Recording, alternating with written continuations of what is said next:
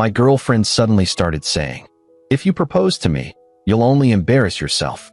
I'm leaving you." I didn't argue or say anything. I just stayed quiet and walked away. But her new man treated her in such a way that now she's searching for the same peace she once had with me.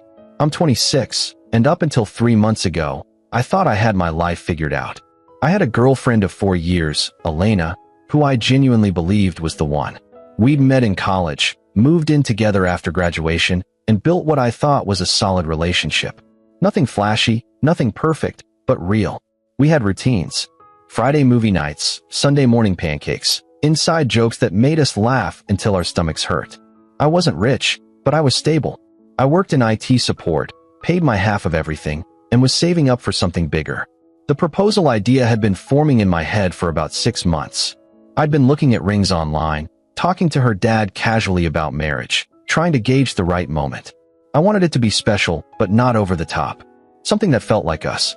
Then one night, everything shattered. We were sitting on the couch after dinner. I'd made pasta, nothing fancy, and we were watching some reality show she liked. I wasn't really paying attention to the TV. I was thinking about the ring I'd finally picked out, wondering if I should wait until her birthday next month or maybe do it sooner. My heart was racing just thinking about it. Then Elena's phone buzzed. She picked it up, smiled at something on the screen, and typed back quickly. This had been happening a lot lately, but I'd brushed it off. She'd told me it was her coworker, Vanessa, who was going through a breakup and needed constant support. I believed her because why wouldn't I? But that night, something in her expression made me uneasy. There was this secretive little smile, the kind you have when you're talking to someone who makes your pulse quicken. "Who's that?" I asked casually.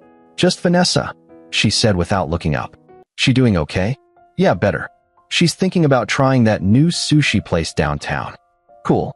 Maybe we could go with her sometime." Elena's fingers stopped moving on her phone. She looked at me then, and I saw something in her eyes I'd never seen before. Annoyance. Maybe even contempt. "Actually," she said slowly, putting her phone face down on her lap, "I need to talk to you about something." My stomach dropped. Those words never mean anything good. "Okay," I said, muting the TV. "What's up?" She took a deep breath, and I could see her choosing her words carefully. "I don't think this is working anymore." I stared at her. "What do you mean? Us? This? I feel like we've grown apart. Elena, we literally went to that concert together last weekend. We had an amazing time." "What are you talking about?" She shook her head. "That's not what I mean. I'm talking about where we're going. Our future. I don't see it anymore." The words felt like punches. Where is this coming from? Did something happen? No, nothing happened. I've just been thinking a lot lately, and I realized I want different things. I want someone who's more ambitious, someone who's going somewhere. You're comfortable, and that's fine, but I need more. I felt my face get hot. Comfortable? I work hard. I'm saving money. I was literally planning to. To what? She interrupted. Propose? Is that what you were going to say? I froze.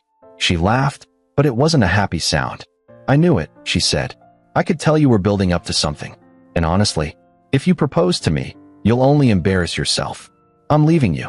The room went silent except for the muted TV flickering in the background. I opened my mouth, then closed it. What was there to say? She'd just destroyed 4 years in about 3 sentences. Who is he? I finally asked. Her face went pale. What? Who's the guy you're texting? There's no guy. This is about us. Don't lie to me, Elena. I'm not stupid. You've been different for weeks. Just tell me the truth. She looked away, and I had my answer. His name is Carter, she said quietly. He's in finance. I met him at that networking event I went to last month. I nodded slowly, feeling numb. And you've been seeing him. We've just been talking. Nothing physical has happened. Yet. She didn't deny it. I stood up. My legs felt shaky, but I made myself walk to our bedroom.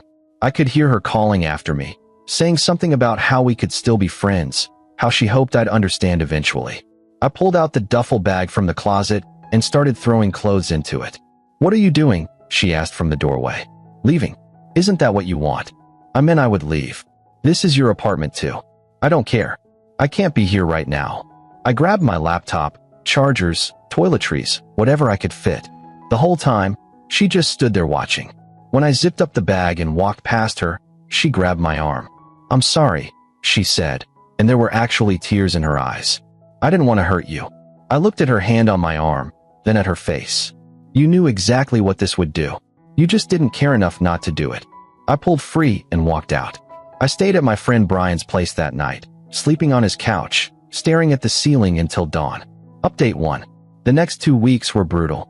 Brian let me crash with him while I figured out my living situation. Elena kept texting me about dividing our stuff, asking when I'd come get my things, being weirdly practical about the whole breakup, like she was checking items off a list. I ignored most of her messages. Then I started seeing the Instagram posts. Elena and Carter. At restaurants I'd always wanted to take her to, but she'd said were too expensive. At a weekend trip to Napa Valley. Her in a new dress, him in a suit. Both of them looking like they belonged in a magazine spread. The captions were subtle but pointed. Finally feeling alive. Living my best life. When you know, you know. Each post felt like she was twisting the knife deeper. My friends noticed. Brian would physically take my phone away when I started scrolling. Bro, you need to stop torturing yourself, he'd say. But I couldn't help it. I wanted to see what I'd lost. Or maybe I wanted to confirm that she was as shallow as she'd revealed herself to be.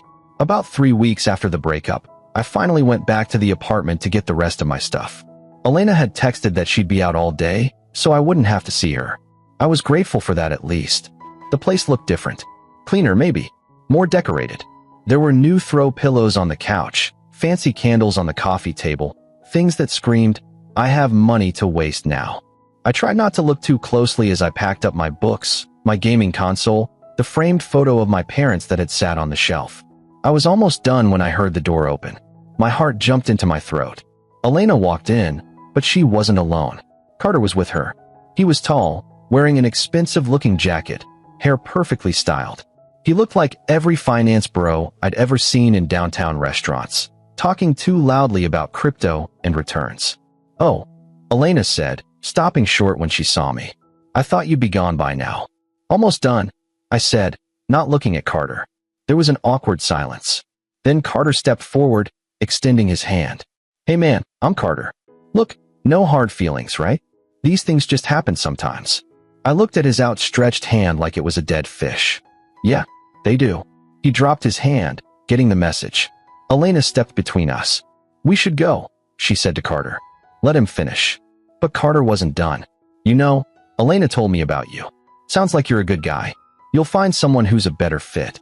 The condescension in his voice made my blood boil. Thanks for the advice. Carter, come on, Elena said, tugging his arm.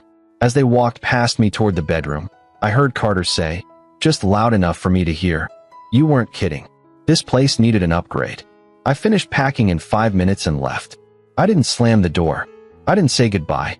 I just walked out and drove to my new studio apartment across town, a place I'd signed a lease for the day before. It was smaller, older, but it was mine. No memories. No ghosts. Update 2. 2 months passed. I threw myself into work, picked up extra projects, started going to the gym with Brian. Slowly, the pain started to dull. I wasn't over it, but I was getting there. I deleted Elena from all social media, blocked her number except for emails about the final apartment bills we needed to settle. Then one Friday night, I was out with Brian and some coworkers at a bar downtown. We were celebrating someone's promotion, and I was actually having a decent time for once. I'd even been talking to a woman named Lydia who worked in marketing at a company nearby. Nothing serious, just conversation, but it felt good to connect with someone new. That's when I saw her.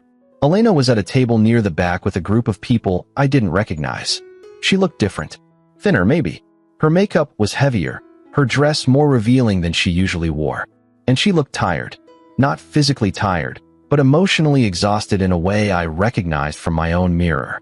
Carter was next to her, but he wasn't paying attention to her. He was leaning close to another woman, laughing at something she said, his hand on the back of her chair in a way that looked way too familiar. Elena kept trying to join their conversation, but they'd barely glance at her before continuing. It was like watching someone slowly realize they're invisible. Our eyes met across the bar.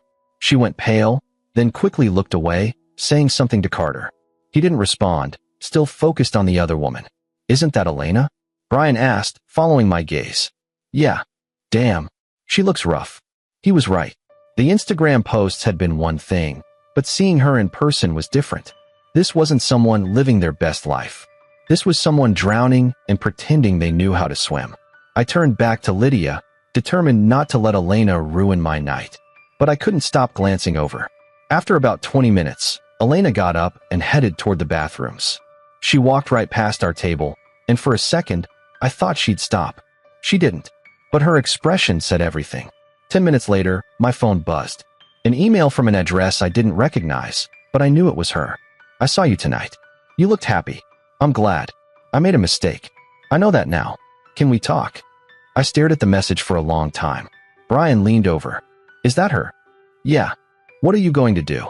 I thought about everything.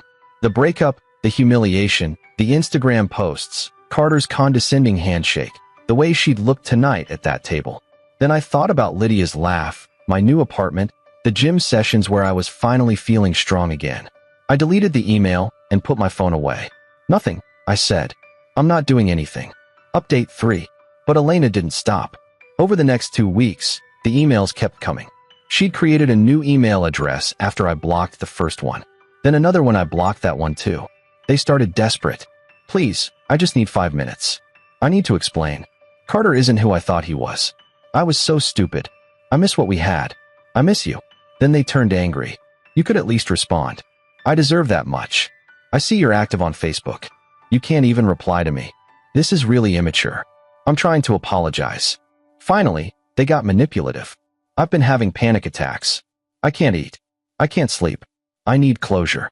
My therapist says I need to talk to you to move forward. If you ever cared about me at all, you'll meet with me." I didn't respond to any of them, but I won't lie and say it didn't affect me. There's something insidious about someone who hurt you badly now claiming they're the victim. It messes with your head. Then one evening, she showed up at my apartment building. I was coming back from the gym when I saw her sitting on the steps outside. She stood up when she saw me, and I could see she'd been crying. "Elena, you can't be here. I know. I'm sorry, but you won't answer me, and I'm losing my mind. That's not my problem. Please." She stepped closer. "Just give me 10 minutes. That's all I'm asking." I should have walked past her. I should have gone inside and called the building manager if she didn't leave. But there was a part of me, some stupid part, that still remembered 4 years of good times before everything went wrong. 10 minutes, I said. "Out here." We sat on the steps. It was getting cold, and she wrapped her arms around herself. "Carter's cheating on me," she said quietly. "Multiple women. I found messages on his phone 2 weeks ago. When I confronted him, he laughed. He told me I was being dramatic, that I knew what I was signing up for when I chose him.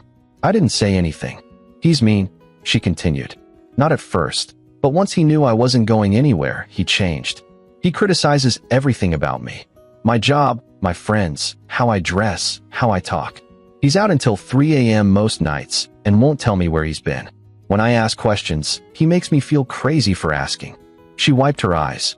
"I know what I did to you. I know I destroyed something good because I wanted something that looked shinier. I was an idiot. Why are you telling me this?" "Because I need you to know that I understand now. What I had with you, that peace, that safety, that actually matters. You never made me feel small. You never played games. And I threw it away like it was nothing." She looked at me with those same eyes that used to make my heart race. "I'm asking for another chance. Not right now. I know that's impossible. But eventually, once I've gotten myself together. Can you at least tell me there's a possibility?" I took a deep breath, watching a car drive past on the street. "Elena, I'm going to say this as kindly as I can. No, there's no possibility. Not now, not eventually, not ever. But you said it yourself the night you left. You want someone ambitious, someone who's going places.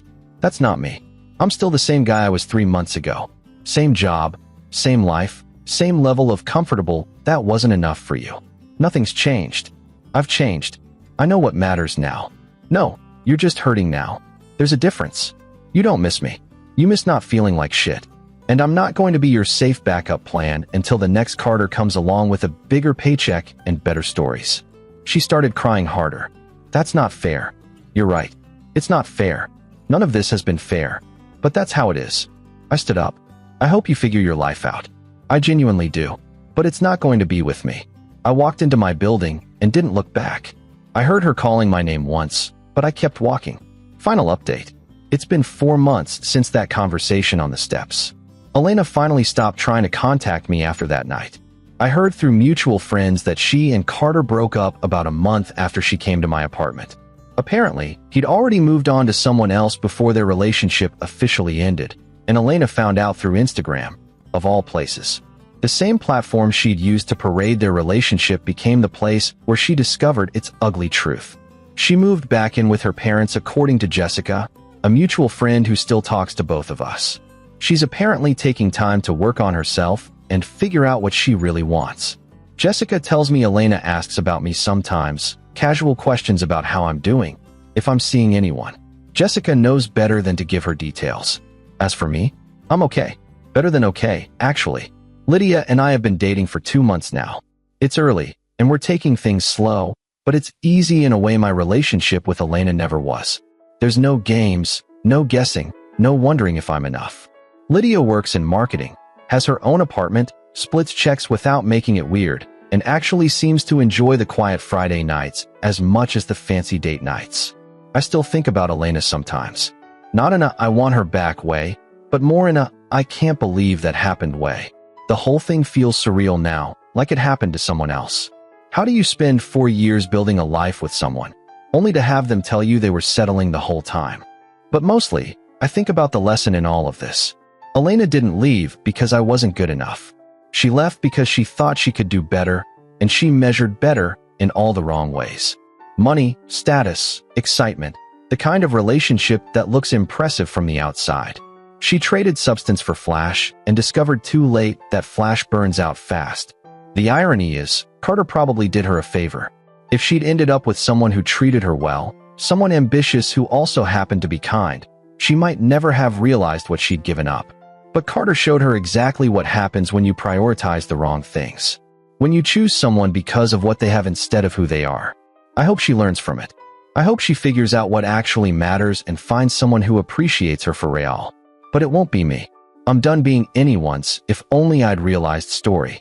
I'm done being the comfortable option that someone settles for, or, worse, the safe choice they return to after their exciting option crashes and burns. Life's too short to be someone's backup plan. I deserve to be someone's first choice, their only choice. And honestly, so does everyone else. Edit 1. A lot of people are asking if I ever found out how serious things got between Elena and Carter before she officially left me. I didn't want to know the details then, and I don't want to know now. Whether she physically cheated or just emotionally checked out doesn't change the outcome. She chose him over me while we were still together, and that's all that matters. Edit 2. Someone asked about the ring. I returned it 2 days after the breakup and used the money for the deposit on my new place. Best decision I made. Edit 3. To everyone saying I should have heard Elena out more or given her another chance. I appreciate that some of you believe in second chances, but this wasn't a mistake. This was a series of calculated decisions she made over weeks, maybe months. She didn't accidentally fall into another relationship. She chose it, flaunted it, and only regretted it when it blew up in her face. That's not growth. That's consequence.